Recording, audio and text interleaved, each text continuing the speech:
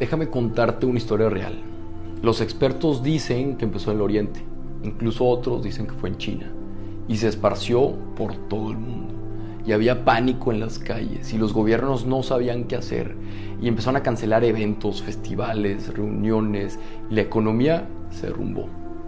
Y las personas se dieron cuenta de su propia fragilidad. ¿Te suena familiar esta historia? Te acabo de narrar un poquito de lo que fue la peste antonina, una pandemia que atacó el Imperio Romano en el año 165 después de Cristo. Y esta pandemia lo que hizo fue que asesinó entre 10 y 18 millones de personas. Si nos damos cuenta, ya hemos vivido esto.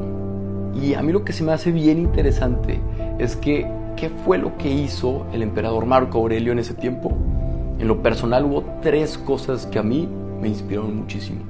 Lo primero que hizo es que reunió un equipo de gente súper capaz y los escuchó y los empoderó a tomar grandes decisiones.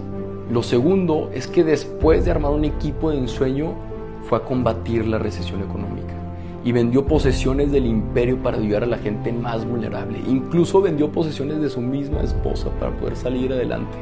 Paró las deudas del gobierno y también pagó los funerales de las víctimas. Se preocupó por su gente y por su economía.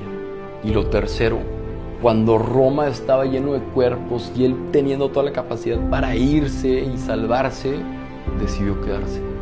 Y fue a los funerales y ayudó a la gente y dio discursos. Fue el líder que todo el mundo necesitaba. Porque cuando la sociedad se está cayendo a pedazos, es cuando los líderes salen a reconstruirlas con sus propias manos. Sí, quizá el coronavirus nos está llenando de incertidumbre, de miedo, de aislamiento, pero tenemos que hacer lo mismo que aprendieron los romanos. Tenemos que hacer equipo, tenemos que colaborar, tenemos que ser solidarios, tenemos que ver por los más vulnerables y ayudarnos entre nosotros, pero sobre todo tenemos que ser más humanos y empatizar y colaborar y ayudar. Entonces, ¿qué podemos hacer? Primero, dar gracias por todo lo bueno que está pasando, porque estamos más unidos que nunca, aunque no podamos abrazarnos. Dar gracias por todos los cánticos en los balcones y todas las iniciativas que están saliendo a partir de esta crisis. Y dar gracias porque nos estamos preocupando por nuestros mayores. Pero tenemos que formarnos, tenemos que investigar más a fondo, tenemos que ver las fuentes oficiales y tenemos que formarnos para poder ayudar a los demás.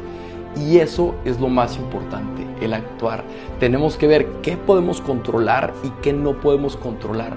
Y así hacer lo mejor que podamos con lo que tengamos. Pero sobre todo, tenemos que ser esa persona que nuestro prójimo necesita.